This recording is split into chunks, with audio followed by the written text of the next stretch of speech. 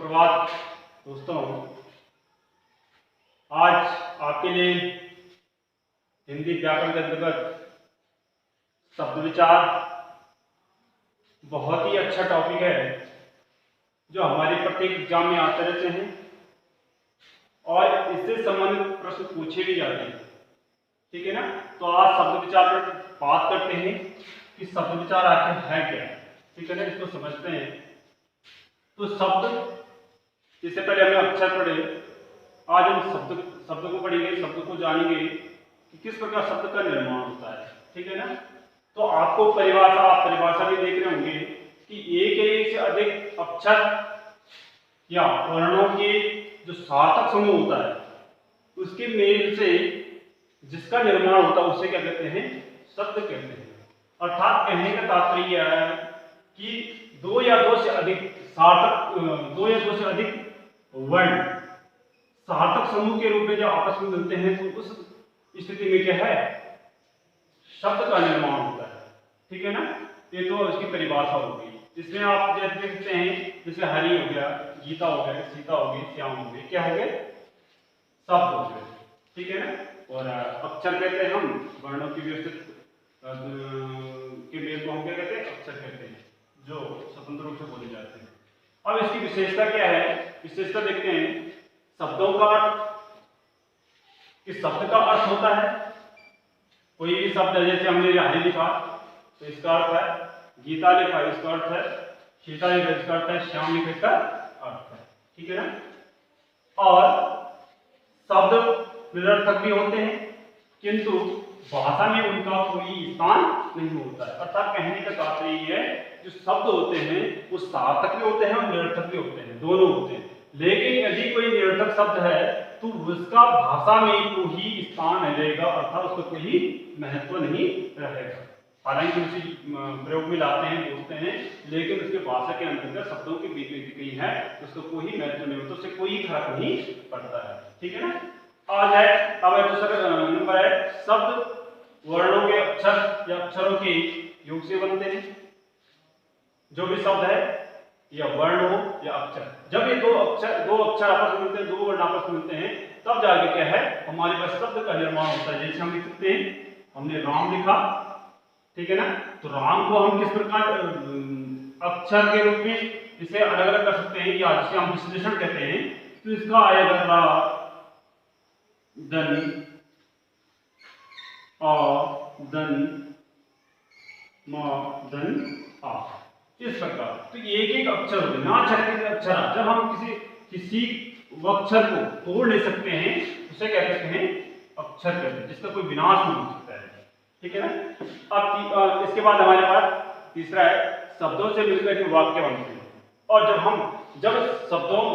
एक से अधिक शब्द आपस में मिलते हैं तब क्या है, वाक्य का निर्माण होता है। ठीक है ना। अक्षर से शब्द मिलते हैं और शब्द से वाक्य बनते हैं, वाक्य से पद बनते हैं। ठीक है।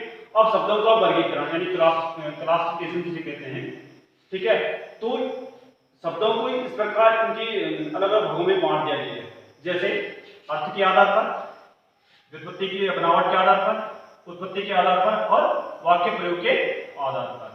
और सबसे पहले हमारे पास पहला नंबर है अर्थ के आधार पर। अर्थ के आधार पर हम जानते हैं कि अर्थ के आधार पर वाक्य को शब्दों को कितने भागों में बांटा गया है। तो अर्थ के आधार पर शब्दों को दो भागों में बांटा गया है। नंबर 1 सार्थक शब्द और नंबर 2 निरर्थक शब्द। अब हम जानते हैं कि सार्थक शब्द क्या है। सार्थक यानी जो साथ साथ चलने वाला हो और उसका कोई अर्थ हो, उसे कहते हैं सार्थक। परिभाषा से हम जान सकते हैं कि वह शब्द जिसका कोई अर्थ हो उसे क्या कहते हैं, सार्थक शब्द कहते हैं। जैसे उदाहरण के लिए, हरि सत्य बोला, सीता गीता पढ़ेगी, तुम नहीं, इत्यादि। राम श्याम का भाई है, इत्यादि। क्या है, सार्थक शब्द। इनके जो भी शब्द है उनका कुछ ना कुछ अर्थ है, कहने का तात्पर्य है। ठीक है। उसके बाद दूसरा हमारे पास निरर्थक शब्द है।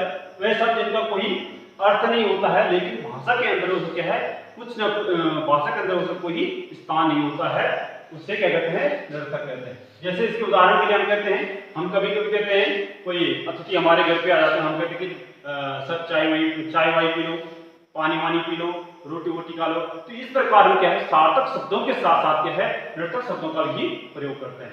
तो ऐसे शब्दों को क्या कहते हैं, निरर्थक शब्द कहते हैं। अब निरर्थक शब्द देखो इसका कैसे कर सकते हैं हम, थोड़ा मैं आपको इसकी थोड़ा वीडियो लंबा जाएगा, लेकिन इसका जो निरर्थक शब्द है इसका भी मैं अर्थ आपको समझा देता हूँ, अर्थ यानी संधि विषय समझा देता हूँ।